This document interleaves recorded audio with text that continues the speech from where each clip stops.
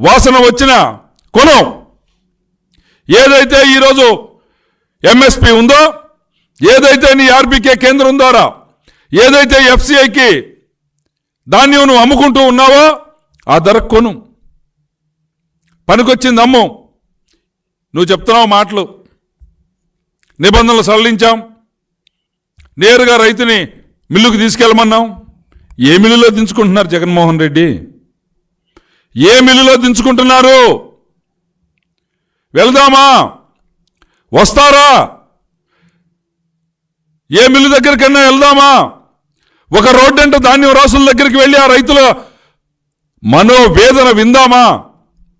వీటన్నిటినీ వదిలిపెట్టి ఈరోజు ఉష్ణపక్షి మాదిరి ఇసుకలో తలదూర్చినటువంటి ఉష్ణపక్షి ఎవరూ చూడటం లేదు, ఏమీ కనపట్టలేదు అనుకున్నట్టుగా ఈరోజు జరుగుతున్నదంతా ఏమీ లేదు, నేనేం చెప్పొచ్చానో అది మాత్రం ప్రజల్లోకి వెళ్ళిపోతూ ఉంది, ప్రజలు నమ్మేస్తూ ఉన్నారు అనేటువంటి భావంతో అబద్ధాల మేట నొక్కుంటూ తిరుగుతున్నావు.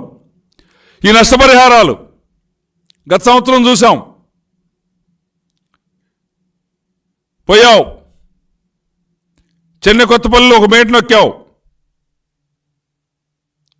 2917 కోట్ల రూపాయలు రైతాంగానికి ఇస్తున్నానని చెప్పావు.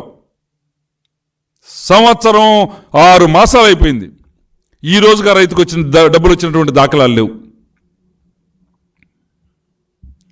2917 కోట్ల రూపాయలకు నువ్వు మేట దొక్కితే ఈ రోజుగా డబ్బులు రాలా. ఈ రోజు తిరిగి అదే పరిస్థితి. నీ మీటలు నొక్కేదాని మీద నువ్వు రైతు భరోసా నొక్కినా డబ్బులు రావటంలా. రైతు ఆక్రందనలో ఉన్నాడు. ఇవన్నీ నీకే నష్టం, ఇవన్నీ నిన్నే దెబ్బతీస్తాయి. అయినా నేను ఎందుకు చెప్తున్నానంటే, నీ పీడ పోవాలి, నీ ప్రభుత్వం పతనం కావాలి, నువ్వు దిగిపోవాలి, ఇవి తోడ్పడతాయి. కానీ నేను దాన్నే కోరుకోవట్లా. ఒక తెలుగు రైతు రాష్ట్ర అధ్యక్షుడిగా, ఒక క్రమశిక్షణ ప్రజల పట్ల నిబద్ధత కలిగినటువంటి తెలుగుదేశం పార్టీ కార్యకర్తగా, సభ్యునిగా, ప్రజలే దైవంగా భావించేటువంటి తెలుగుదేశం పార్టీలో ప్రజల అభ్యున్నతే పరమ అవధిగా భావించే చంద్రబాబు నాయుడు గారి నాయకత్వంలో ఉన్నటువంటి మేము కేవలం నీ అరాచకపు పాలన అంతాన్నే కోరుకోవటంలా. అదే సందర్భంలో రైతాంగాన్ని, నష్టపోయిన ప్రజానీకాన్ని ఆదుకొనే తీరాలని చెప్పేసి అంటున్నాం.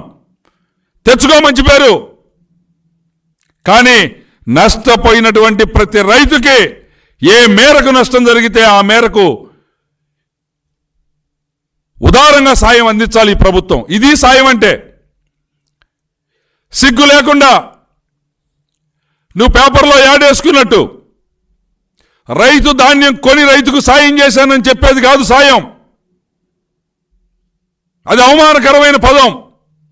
రైతుకి సాయం అంటే ఇదిగో ఈ సందర్భంలో ఉదారంగా. గతంలో తెలుగుదేశం పార్టీ అధికారంలో ఉన్నప్పుడు నాటి ముఖ్యమంత్రిగా మాన్యశ్రీ చంద్రబాబు నాయుడు గారు కష్టం వస్తే రైతాంగాన్ని ఏ విధంగా ఆదుకున్నారో, ఇన్పుట్ సబ్సిడీ, ఇన్సూరెన్స్ కలిసి కూడా వచ్చే విధంగా రైతాంగానికి ఏ విధంగా మేలు చేశారో అవి తీసుకో. దాన్ని ఆధారం చేసుకొని ఈరోజు రైతాంగానికి నష్టపరిహారం అందించాలని చెప్పేసి డిమాండ్ చేస్తున్నాం. ప్రధానంగా వరి హెక్టార్కి గతంలో తెలుగుదేశం పార్టీ అధికారంలో ఉన్నప్పుడు 20,000 ఇచ్చింది. ఈరోజు నువ్వు దాన్ని పెంచకపోగా తగ్గించి 15,000 చేశావు. ఈ పెరిగిన ఖర్చులు వీటిని దృష్టిలో పెట్టుకొని కనీసం 30,000, హెక్టార్కి 30,000 రూపాయలు ఈరోజు ఇవ్వాలి. అదేవిధంగా ఆక్వాకల్చరు, ఇదంతా ఇన్పుట్ సబ్సిడీ. నేను చెప్పేదంతా ఇన్పుట్ సబ్సిడీలో, ఇన్సూరెన్స్లో స్కేల్ ఆఫ్ బీమా ఏ విధంగా ఉంటే ఆ విధంగా నష్టపరిహారాన్ని ఇవ్వాలి. అదేవిధంగా ఆక్వాకల్చర్కి గతంలో 30,000 ఇచ్చాం, దాన్ని 8,200కు తీసుకొచ్చావు. ఈరోజు